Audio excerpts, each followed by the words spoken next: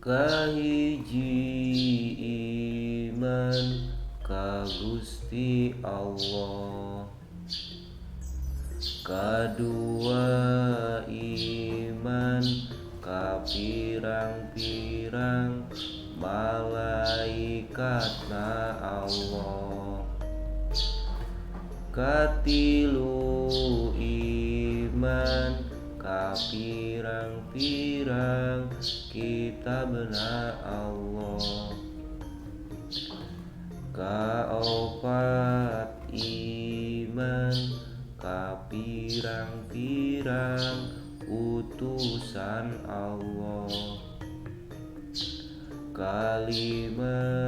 iman kana poe akhir tegesna poe kiamat,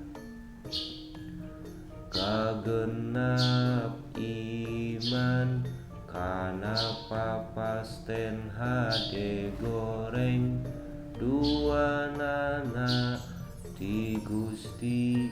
Allah Ta'ala.